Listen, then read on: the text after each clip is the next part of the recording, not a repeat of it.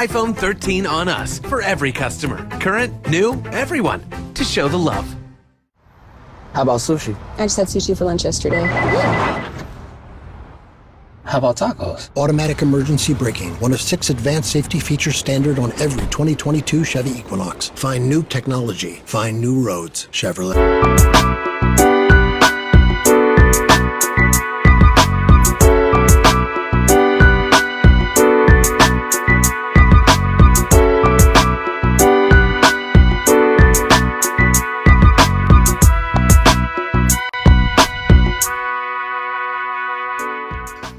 Hey everybody, and welcome to A Balanced Life with Dr. Jacquie. Of course, we have no shortage of opportunity to really kind of sit back in this season and reflect on our lives. The pandemic has taught us a couple of things: what it means to be still, to be silent, and to figure out our own path in life. I know we all have a lot going on, and so many of us are trying to discover where do we make and how do we make our next move.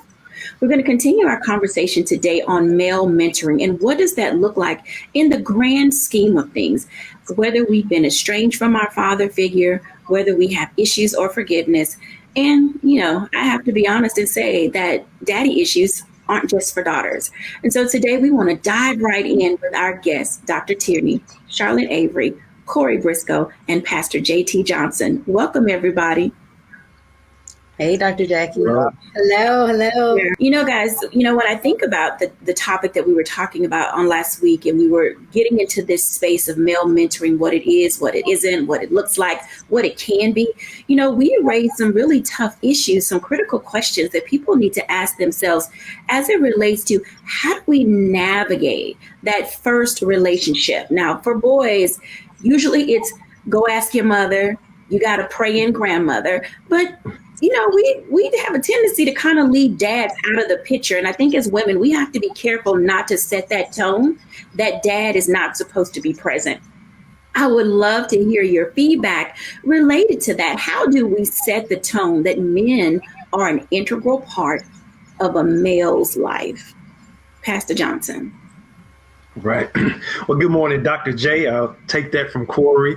That's a very, very interesting question.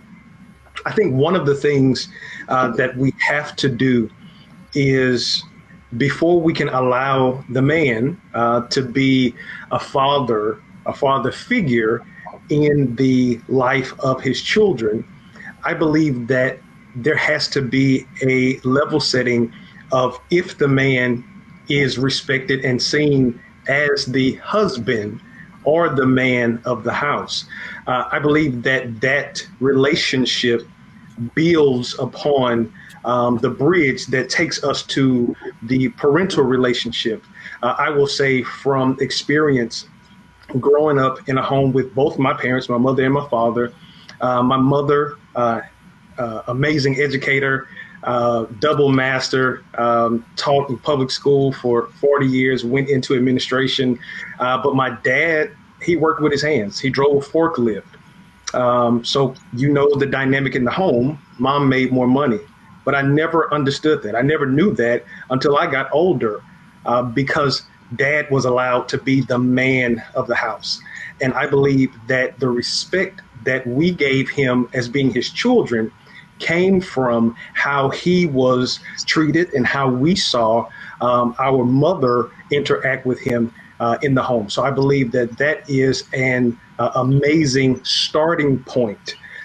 If there is any type of contention, if that relationship is not established and built, I am Pastor J, so I will say that we have typically veered away from what I believe is the blueprint of relationships. The Bible tells us in Ephesians that God is the head of the church. Then Jesus submits to God. The man submitted to Jesus, and then the wife submits to the husband. And I know that word submission is kind of taboo in 2022, but I look at the word submission truly in 2022 as just respect. And if I can respect him enough to trust him to be the man in my life as a wife, I definitely can trust him to be the father of our children. Thank you for sharing that information because all of those relationships are quite critical. They are sort of like the linchpins that hold a household together. I want to move to Corey Briscoe and hear his perspective as well. Hey, Corey. Hey, Dr. J. One, I agree wholeheartedly with what Pastor said. And I think, coming from a different lens, my parents divorced when I was, by fourth grade, I was in a separated household. And so I had mom and then I had dad. And I would say, I really got closer to my father, in the high school and college time. Not that we didn't have a connection, but, I tell people all the time, when you look at parenting and when you look at the impacts of divorce and separation, specifically because I ended up with my mom full time and spent time with my dad, but I was really under her leadership at the time. I had to go back and learn and understand the importance of the father figure and that male leadership and how that shaped me. And it's shaping me today as I lead a company, as I tutor other males, and understanding pivotal places in my matriculation and my rearing, that I realized that, where my mother tried academically, educationally, and all of these other places, there were places that she could not bring me. There were things that she could not teach me. And so fundamentally, I think even when we look at mentoring, when we look at the position our males are in, we've got to look at the places of how they're reared on a day-to-day. And the truth is that in many Black households, there are mother raising Black boys like me, and the impact that has on us and how we see other male relationships. I was blessed that I was able to and have a great relationship with my dad. But I would argue that, it was me. It was me and my dad forging that relationship, making sure that we understood its importance in me growing to be the best me.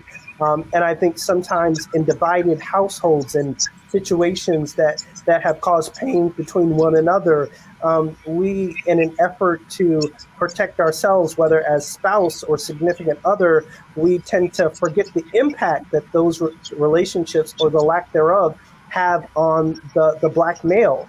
And so my perspective is that we've got to go back to that, understanding that basic fundamental right, that at the end of the day, a mother can raise a Black male the best she can, and she could do a doggone good job. But there is still something that a Black male, seeing a Black male, giving to another Black male does that a woman just can't do. I totally agree with that. Now, I grew up in a house where I didn't have any brothers. And so it was me, my two sisters, my mother, and my father. And I have to say, in full transparency, I was adopted, by my mother's husband. And that's a whole nother story for another day. But with that, I have to say there comes this level of respect and honesty from men being able to stand in the gap and identify and recognize how they can be of value in the home. Charlotte Avery, what say ye? So, as you all know, I have 4 daughters and I have 3 sons. And, I think that when it comes to fathering and things like that, I believe it really starts from birth. And the reason why I said that is because, like Corey, I was raised by a single mother. My parents got divorced when I was 8 years old. But one thing that I knew when I found out that I was going to be a mom, and when I found out that my firstborn was going to be a boy, I was very careful not to do like moms do. My son wasn't my firstborn, but I was very careful not to be so over nurturing. It is my job to nurture him. It is my job to nurture all of my children. But I knew the importance of my husband being able to be a father. And sometimes, especially in the early years when babies are born, it's like, the baby is really attached to the mom. Well, I didn't do that. Like, even though, I was nursing and doing all these things, I made sure, and I was very intentional about my husband being very present, even in the infant years with our children, with my sons especially too, because you have to, my mother-in-law used to say, start out how you're going to hold out. And my thing is, I didn't want my children to always be attached to me. I didn't want them always be coming to me, and I have a blanket that says, go ask your dad, because the thing is that men have to understand that, yes, as women, we birth children, but these babies aren't going to break, right? And so it's important for, even in the early years, in infancy years and toddler years, for women to pass the children off to the husband so that he can hold them, so that he can speak into them, so that they can spend time together. And those are very pivotal times, because one thing that I have found, even just as I'm coaching families and other women, is that if men don't feel that they can step to the plate early, then they are going to take a step back and coming to the plate later. And so I really made it a point to let my husband know, hey, yes, we have these children together, and yes, I birthed them, but you're an active participant. And he is, and I love my husband for that. He is a very active participant in the lives of our children. But I do think that it starts early, even in single parent households, because there are going to be some people who watch this who, they might not be married. They may be in a co-parenting situation. But at the point that your child is born, at the point that you have a son, it is a mother's responsibility, especially if the father is very equipped, to make sure that son is spending time with the father, even in the infancy, toddler, adolescent, teenage, young adult years. All those stages of growth and development require us to take a really deep look at how do we plan, engage, and prepare our young boys to be able to receive men. Because as it's already been stated, there are going to be times that you do not have someone to look up to. There's no one that's in your immediate circle. Dr. Tierney, when you are engaging, and even in your own life, what does this male mentoring look like for you, but this specific father relationship that both boys and girls have? Mm-hmm. So I'm going to speak to this from the vantage point of the abandoned daughter. So my mother and my father were never married. She was young, when she had me. And so my grandparents stepped in to be the village to help raise me. And so I was raised, I guess you could say, in a 2-parent home, because it was my grandmother and my grandfather and my mother. We were, all together. And so I had my grandfather there as kind of the father, my initial father figure. And my mother and my grandmother, would just kind of let me and my grandfather do our thing. There were certain things, certain special things that only my grandfather and I had, from everything to him teaching me how to change a tire, to the little quirky things that we would do, around the house. And it was pivotal in helping me to not develop such strong daddy issues. I mean, I still had daddy issues because my father, he was not around. I knew who he was, and I knew that he was addicted, to drugs at the time. And even though we would spend some time, together, it wasn't as pivotal as my relationship with my grandfather.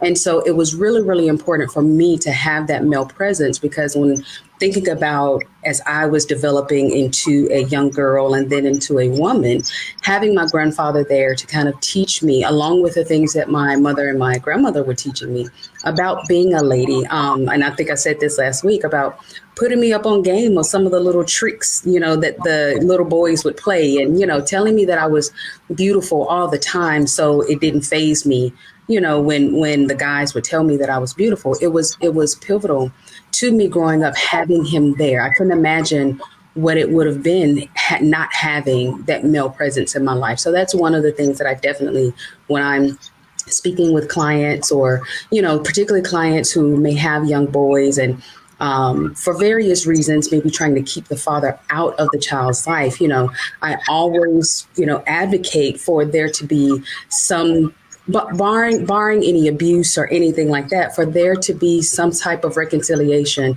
because that child needs that father just like I needed my grandfather. Wow, such words of wisdom. When we come back after the break, I want to pick up on something. I hope that you heard it. Abandonment and estrangement. These are two keys that literally can tear a family apart and also keep boys from being able to build solid foundations and relationships with their mothers and also with their father. When we come back after the break, we're going to take a deeper dive.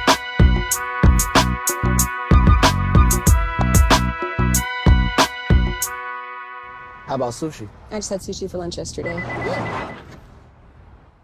How about tacos? Automatic emergency braking, one of 6 advanced safety features standard on every 2022 Chevy Equinox. Find new technology. Find new roads. Chevrolet. It's time to be smart.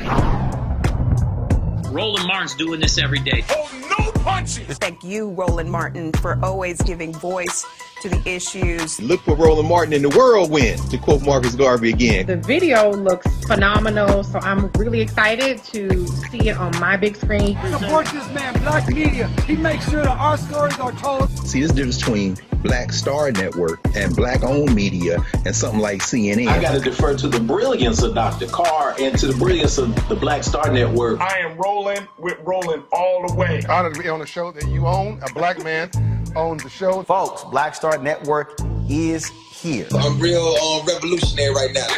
Roland was amazing on there. Stay black. I love y'all. I can't commend you enough about this platform that you've created for us to be able to share who we are, what we're doing in the world, and the impact that we're having. Let's be smart. Bring your eyeballs home. You can't be Black-owned media and be scared. You dig?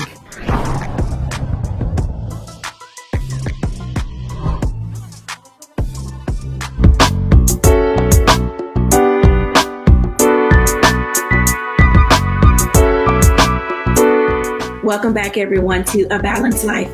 Excuse me. Welcome back, everyone, to A Balanced Life. We're learning so much today about what it means to be able to continue mentoring our young boys and our men and helping our older men establish ways to have communication. And oftentimes, forgiveness is a big part of not being able to move forward because of two words: abandonment and estrangement.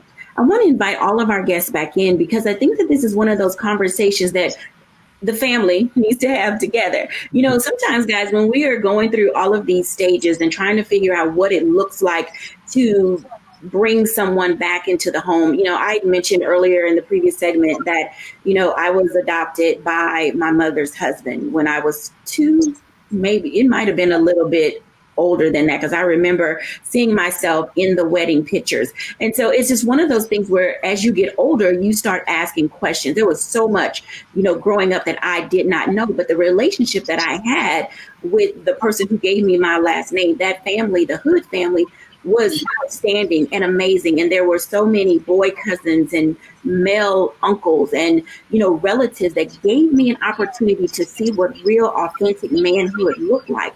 And I really wasn't until my 20s, literally, I was in my 20s when I found out that my dad was not my biological father, but I found out after my biological father had died.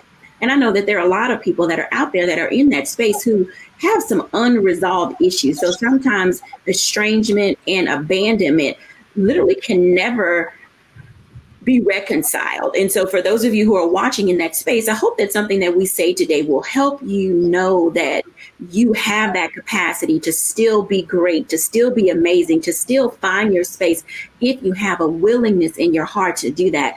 I want to start this conversation with Corey because he mentioned something that most people don't like to talk about, and that's divorce and how it impacts young boys.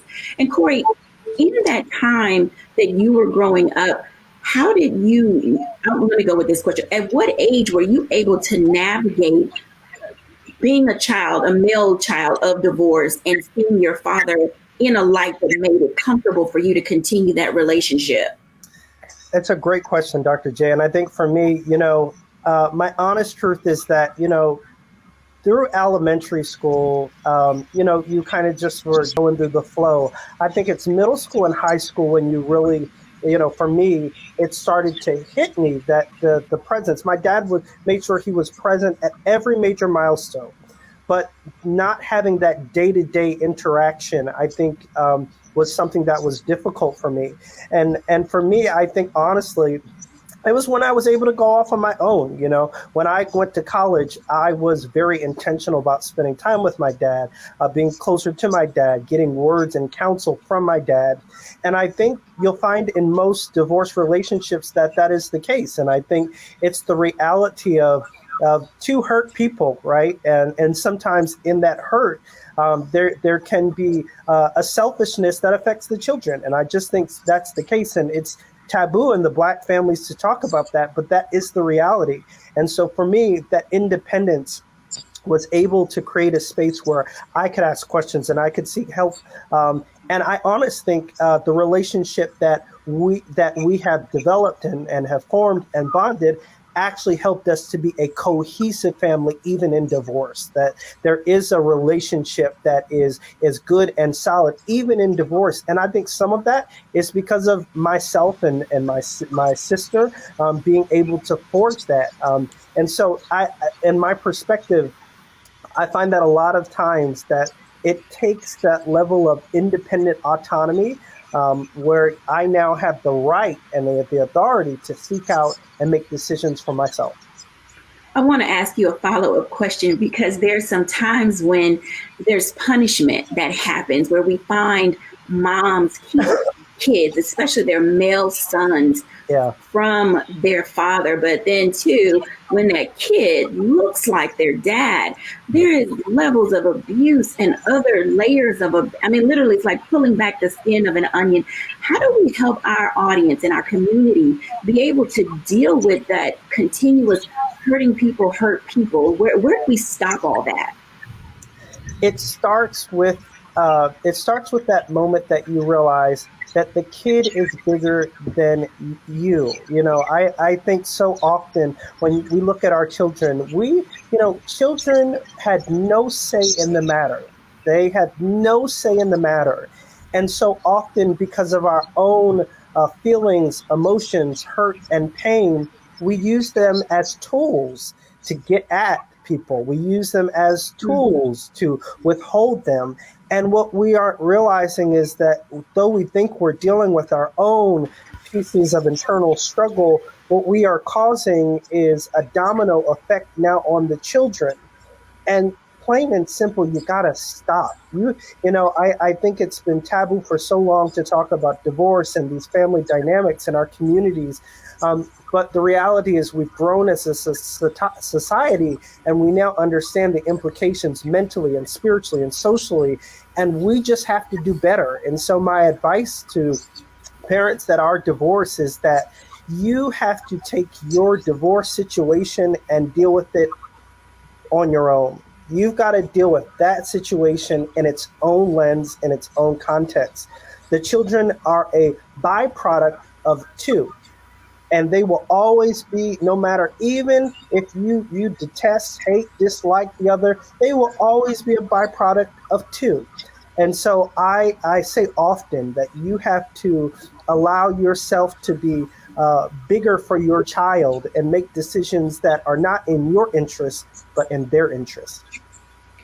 Now, that's some wisdom right there. I want to ask Pastor JT this question, because when we talk about being able to have forgiveness, oftentimes we don't know what it is we're trying to forgive. We may be upset that the dad wasn't in the home, but we don't understand why they weren't there. There may be these opportunities that abandonment is because that individual is a workaholic and they're consistently absent. How do we help our boys, Pastor JT, navigate and understand family dynamics so that they can continue to have a relationship with their father or father figure?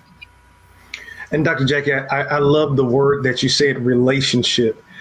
I threw out a phrase last week that has since been used a couple of times since, and it's being intentionally relational. There has to be some intentionality around the relationship, be it if the child is adolescent, they're teenage, or if we are men attempting to reconcile or repair a relationship that wasn't there. And I love the way that you posed the question, because there are some children who grow up in a home where both parents are there, but you use the phrase workaholic, where it feels like they're growing up in a single parent home. And so that could cause resentment. That could cause a thought that, he was never there. He was in the house, but he was never in my life. And I believe that there has to be some true honesty, some self-awareness. What are you looking for? And then be willing to have open dialogue, and then come into the relationship or come into the conversation with your hands out instead of your hands up. And so many times when we come in and we are attempting to get questions answered, and we are coming in and we are trying to repair, oftentimes how we come in dictates how the conversation will end. And a lot of people come in pain. A lot of people come in hurt. So they're not speaking from a factual place. They're speaking from an emotional place. And so if the conversation is ever going to be had, I believe that there has to be some type of vulnerability, as well as a true mind or a true space that's given that allows there to be some honest dialogue. Because many of us, and I say this in several settings, especially as we deal with mental health, especially as we deal with trauma, especially trauma in the African American community, we have so much, I believe, in our head that we feel that we have progressed. But many of us don't take into account that we are really like one generation away from Jim Crow, one generation away from slavery, one generation away from where men really didn't have true relational relationships with their children because they didn't have the time. They were on plantations. They were working sun up to sundown. And that wasn't really something that they saw modeled by their parents. And many of us, we are the byproducts of what our parents saw. So I think that that's the first thing, Dr. Jacquie, if I can just say that. I think many of us have to come in willing to forgive our parents for what they didn't even know that they were doing wrong. Because now in hindsight, we have probably a level of expectation. We've watched The Cosby Show. We've watched how well Uncle Phil and Aunt Viv handled Will when he had to move into Bel Air. And it shaped our mind to believe that that's what we should have experienced when we grew up in the house with a James from Good Times. And so we really don't give that person that was in our lives the grace that we are looking for. So if we are willing or we want to be forgiven for some of the things that we did as children that may have caused some sleepless nights for our parents, that may have caused some headaches unnecessarily for them, I believe that we also have to have that type of grace and forgiveness for our parents as well. You said something else, and I'm going to go on and finish, but you said another word, reconciliation. Forgiveness is something that we have to do and continue to do in the African American community. There was a story in the Bible where Jesus was talking to his disciples, and Peter, of all people, asked a question, say, should I forgive my brother 7 times? And Jesus said, hardly no, 70 times 7. And so I call that the 490 rule. That doesn't mean that I forgive you 490 times of an offense, 490 offensive times. That means every time that thought crosses through my mind, I forgive you. I'm not holding you in contempt to who you were, and you apologize and you were remorseful. I believe that we attempt to go into conversations and relationships looking for reconciliation, but reconciliation involves 2 people. But we still have to forgive, because without forgiveness, we can't have that one big thing that we need to continue to move forward, and that's restoration. 2 people are required for reconciliation, but 1 person needs to forgive to make sure that they are restored. Thank you for sharing that, because I think as we continue this conversation, this dialogue, and I'm, at that space where I'm going to go to a break because the thought that I have in my head is to talk about how projecting plays a part in the development of our boys. When we come back after the break, I want to expand our conversation just a little bit because we're right at that space where I think some of you are identifying that there's a breakthrough, and we're going to talk about that after our break.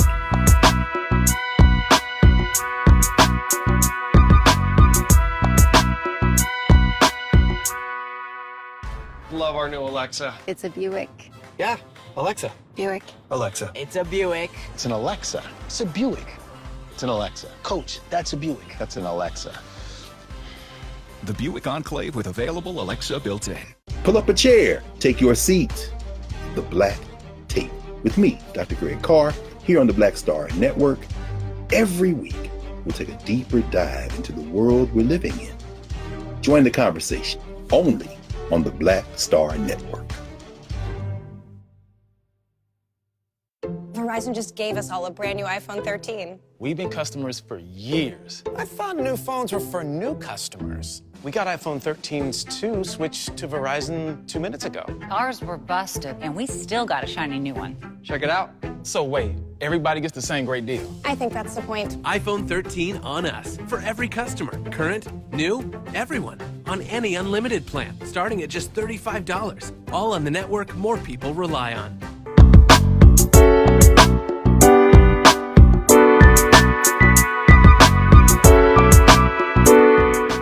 Welcome back, everyone, to A Balanced Life. And let me just tell you, this conversation and dialogue today is so stimulating, but it's also providing us some tools and tips and being a little bit revelatory, if you will, in what it means to look at our life in toto, from the time that we were born, all of the things that we've experienced, and make some determinations about where we are in our relationship with our fathers or our father figure, whether you are male or female. I think you have to identify and say, what am I doing that is causing my son, causing my nephew, causing my male cousin to be out of connection with who he is, growing toward his manhood?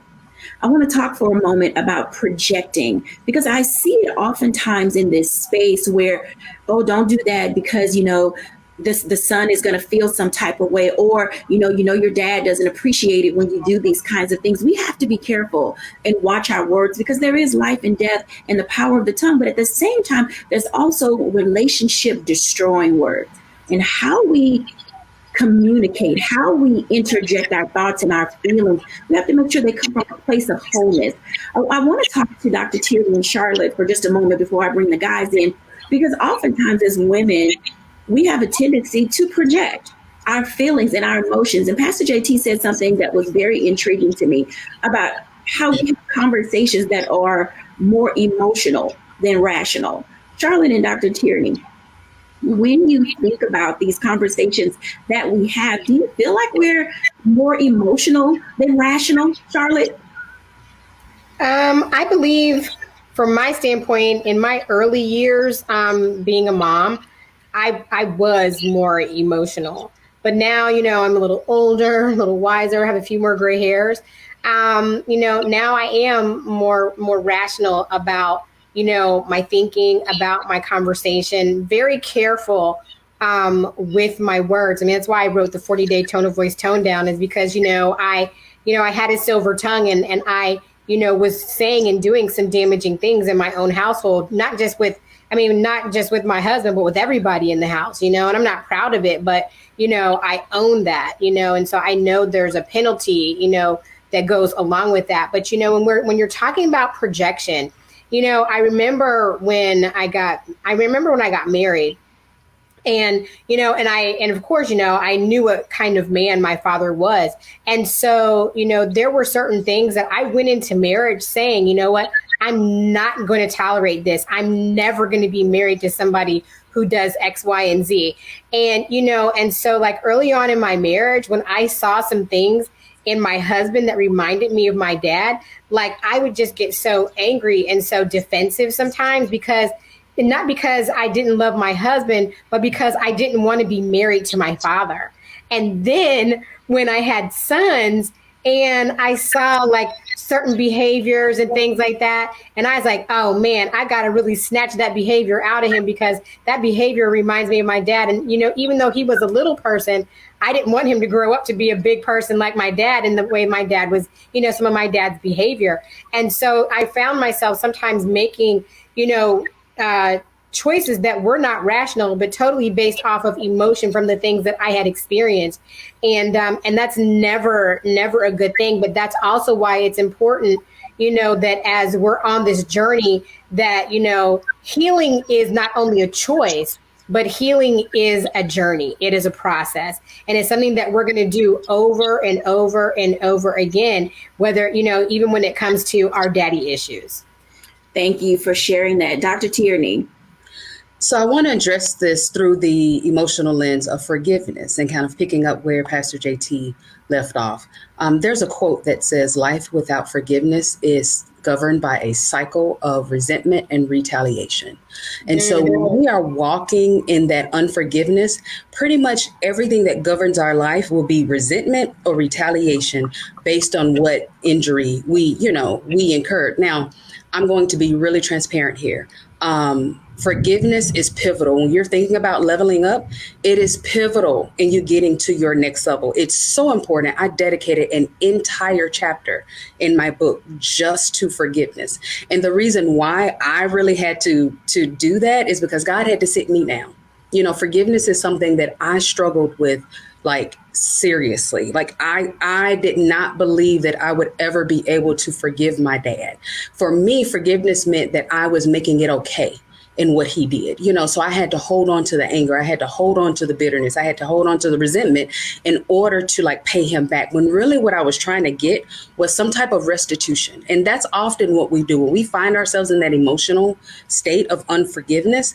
We're trying to get restitution for what happened to us. That could be an apology, or it could be we want the person to suffer and hurt as much as they hurt us and what we felt, you know. But what we fail to realize is that the only person we're hurting is ourselves. You know, that's the only person that we're hurting, because we're the ones sitting here holding on to the anger and the resentment of what they did. Think about it this way.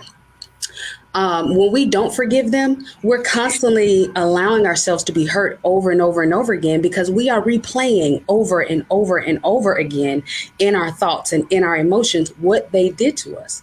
And so when we are caught in that cycle, we will never really be able to get truly to our next level in our lives. I tell the full story in my book, in this particular chapter, of the relationship with my father, why that forgiveness piece was such a struggle to me, why there were times where I just downright hated, you know, my father and resented him, you know, and I know that's a strong word, but that's how I felt, you know, and he knows it. We have since reconciled, and he gave me, you know, baby, tell your story, because I did it. I didn't know any better.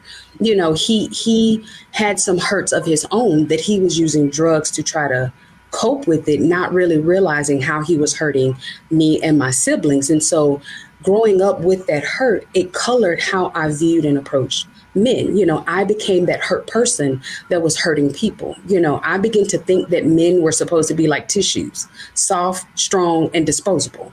You know, because if the man who made me did not care enough to stick around, to hold my hand, to be there for me, then why would Ronnie, Bobby, Ricky, or Mike? You know, and so that was the way that I approached men in relationships. And so if I had kept walking in that emotion of that unforgiveness, I would not be married right now. And I say that totally honestly. My unforgiveness was blocking me from experiencing the fullness of love and relationship that God had for me in that union of marriage. So that's why I plant my flag on that forgiveness piece every time, because when we have that unforgiveness, we are blocking ourselves, and not just in the relational sense. You know, it could be in career, it can be in your finances, it can be in your spiritual, in every aspect of our lives where there is a root of unforgiveness. I can guarantee what you are doing is blocking your next level of success. Absolutely. Absolutely. Ladies, so given us a lot of food for thought. I want to ask the guys to come in as we go to this next section because, we're leaning into that communication aspects of relationships, and we're talking a lot about abuse and abandonment, and whether it's from being a workaholic, having drug addiction, being incarcerated, or going in the military. All of these things and how we project our feelings and emotions can literally leave people wanting. And out of that become daddy issues. Now, daddy issues are not just for daughters. I think that we're very clear on that because in community, we've often celebrated, things like Papa was a Rolling Stone. We've celebrated dad being missing, and we said that it was okay to have more than one family. And the reality is, in our community, we don't want that to end. We would really like for dads to stick around, stay around, to be there, to go to teach your sons. We have all these daddy-daughter dances, but when do we dress our boys up, put them in ties, and, take them out on a date to show them how to really be men? Corey, you're a Southern boy. And so, with this in mind, what are some of the things that you believe our boys need to be taught as far as chivalry's not dead? At least we're raising our girls to, men should open the door for you and pull out a chair. Tell us about what this new manhood should look like as we're raising our Black boys. I love what Dr. Tierney started with the whole tissue analogy, and I'm going to take that and deconstruct that just a little bit. I think one of the challenges with modern society, and I think one thing that my dad got right, was that you can be a strong Black male and be compassionate and have emotions and be in tune with your emotions. And you can use those emotions to fuel and make you better and to make society around you better. And so when I think of what we have to do, again, to create an ecosystem and a society where the Black male is present, we have to restore common values of decency and chivalry and hope and love and compassion. I think that we have become so we've come to the point as a society where we feel it has to be bifurcated. You're either strong, right, and have no emotions, or you're either weak and you're fully in touch with all your emotions. And I'm here to say very clearly that you can have both. You can have strength and be in touch with emotions that help you with compassion and making you a good person. And so I think that when I look at what we need as a society, specifically and a village around African American males, it's this example of what it looks like and how what it looks like to, one, be able to be in tune with the two of those, and two, that it doesn't make you less of who you are, but that these fundamental things still command respect, still have value and worth, and don't discredit who you are as a person, as a male.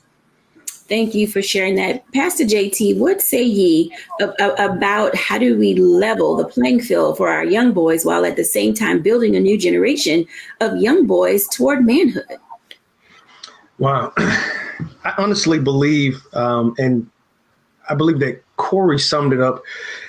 I think one of the things that we have to do is we have to allow our young men to be young men.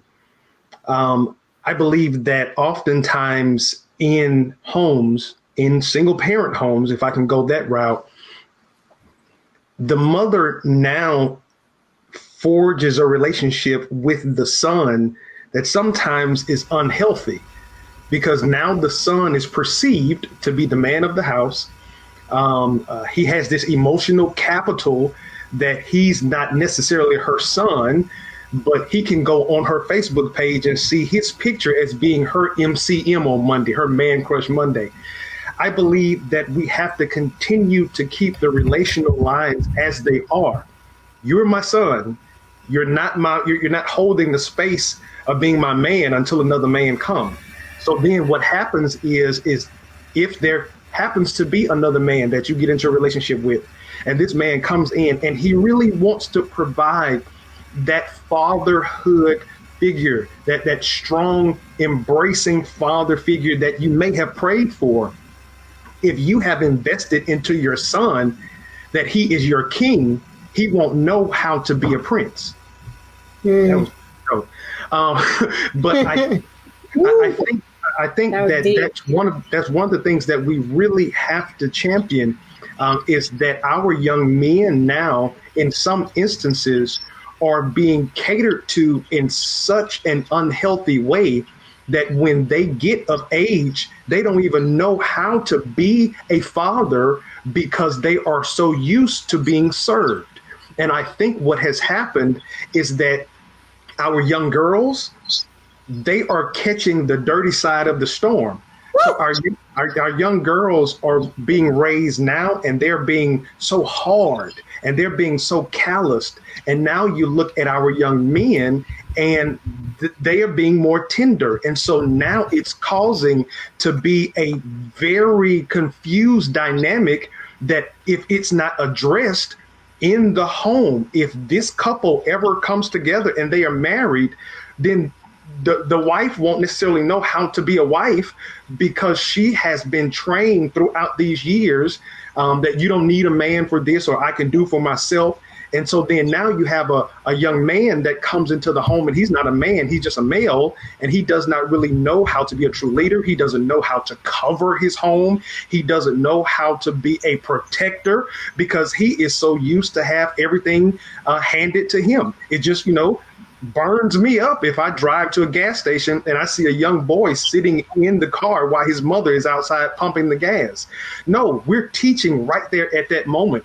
And then the last thing that I would say, I believe, and I can just say this, if we have any men that are watching, there needs to be, I believe, men stepping up and just being great men in the community, being great men at your church, being great men in your schools, because that father figure may not necessarily be in the home, but you can be an amazing father figure when that young man sees you. And when that young man sees you, you could be the picture that he will live up to be. You could be that mentor.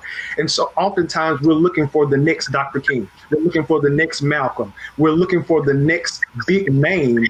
But there are people who are in our communities that are just as influential, that may never have a national platform, that may never get 1,000 likes on an Instagram post. But if you can take a young man and do this before you do this, I promise you, you will have an impact on his life that will be generational.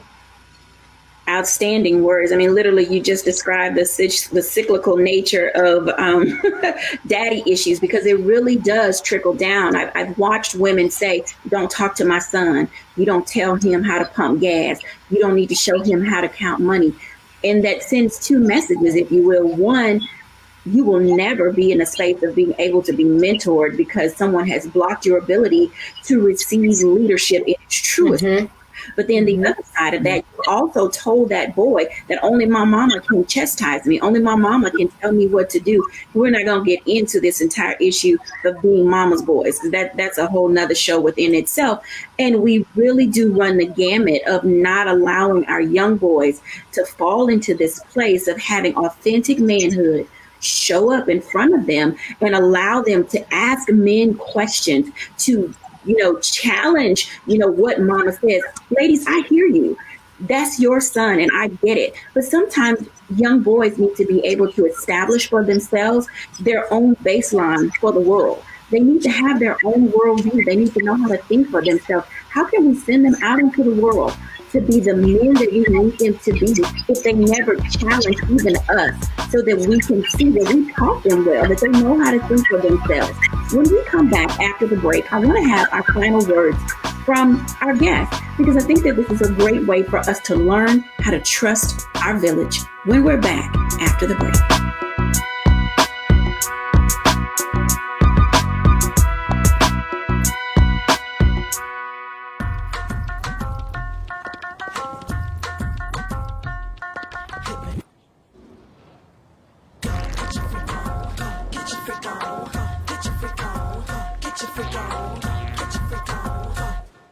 Verizon just gave us all a brand new iPhone 13. We've been customers for years. We got iPhone 13s too. Switched 2 minutes ago, literally right before this. iPhone 13 on us on any unlimited plan for every customer, with plans starting at just $35. All on the network more people rely on. Love our new Alexa. It's a Buick. Yeah, Alexa. Buick. Alexa. It's a Buick. It's an Alexa. It's a Buick. It's an Alexa. Coach, that's a Buick. That's an Alexa. The Buick Enclave with available Alexa built-in.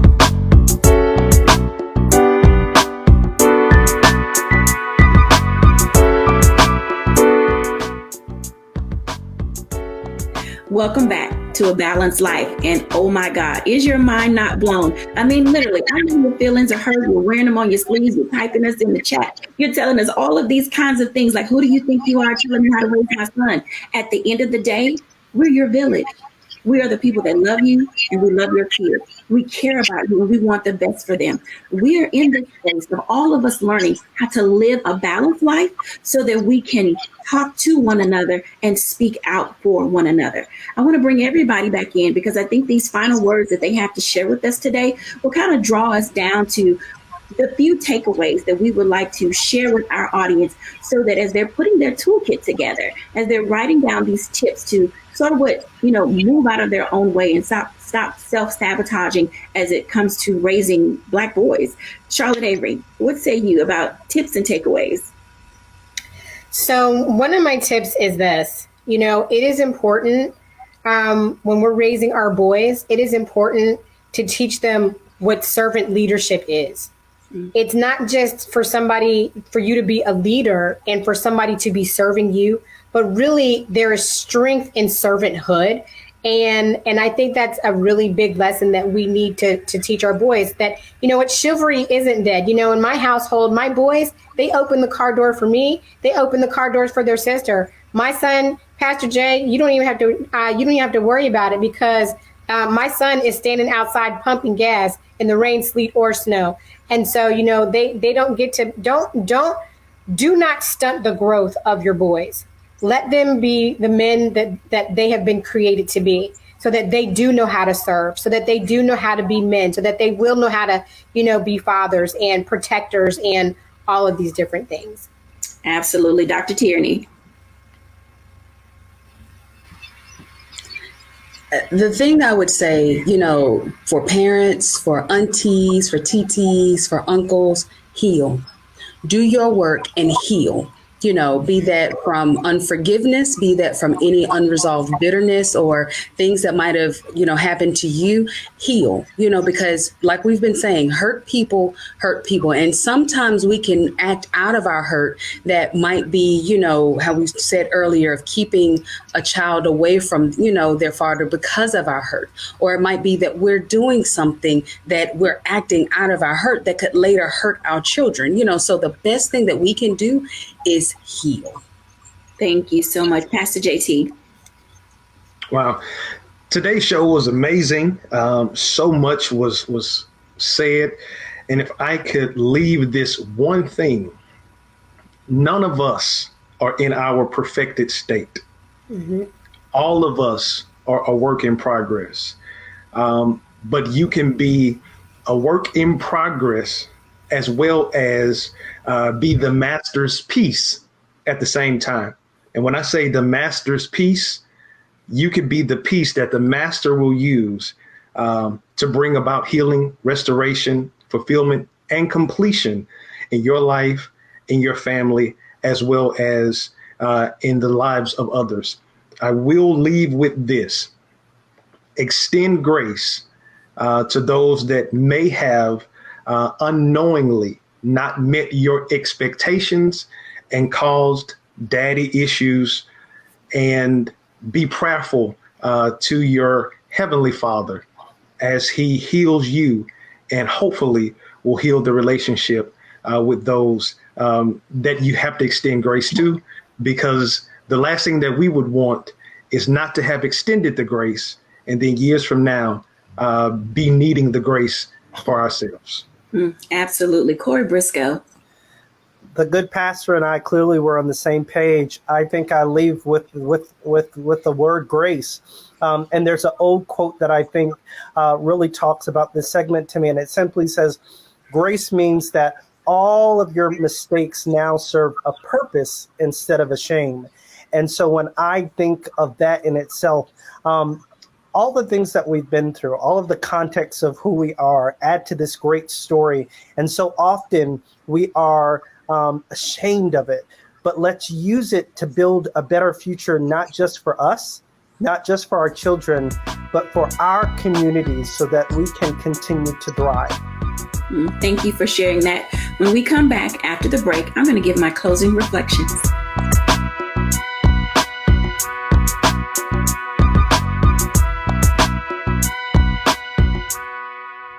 How about sushi? I just had sushi for lunch yesterday. How about tacos? Automatic emergency braking, one of 6 advanced safety features standard on every 2022 Chevy Equinox. Find new technology. Find new roads. Chevrolet. We're all impacted by the culture, whether we know it or not. From politics to music and entertainment, it's a huge part of our lives, and we're going to talk about it every day right here on The Culture with me, Faraji Muhammad, only on the Black Star Network.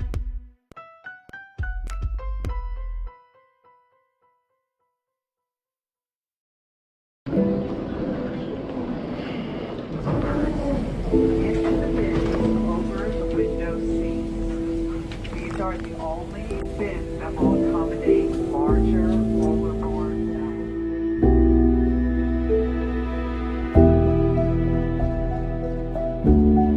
They put 10 in here? 10, and you don't come out till you die. And you eat him, you eat 10. Oh my God.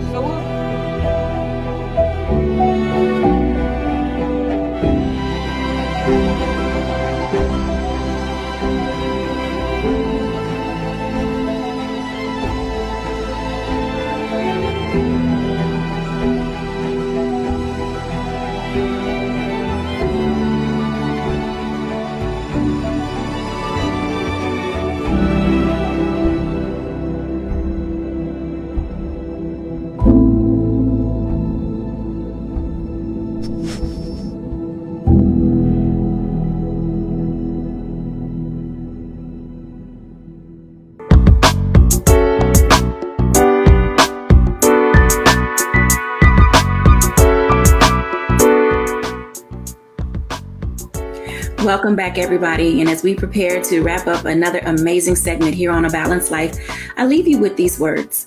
You know, in this age and stage in which we're finding ourselves, mentoring boys is not always easy.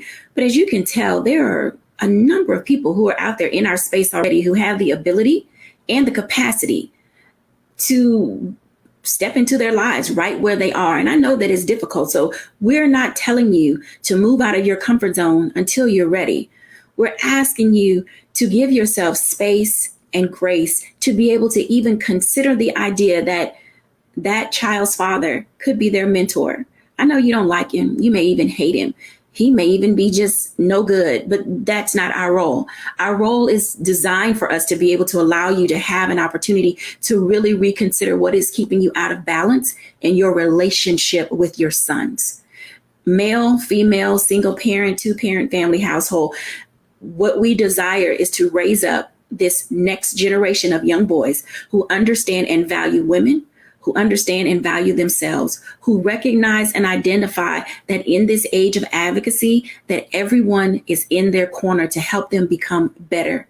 It is up to us in this season in which we find ourselves to be able to allow young boys to find their bent. That is their God-given way, their talent, their ability, their purpose, their passion, and then have people come alongside them to help them grow in that. We live in some strange times, and we want our young men to be prepared and equipped on every side to be able to say that chivalry is not dead. Somebody raised me well. Thank you, everyone, for joining today, and I hope that you are blessed by something we have said and something that you have heard. Bye now. Until next time.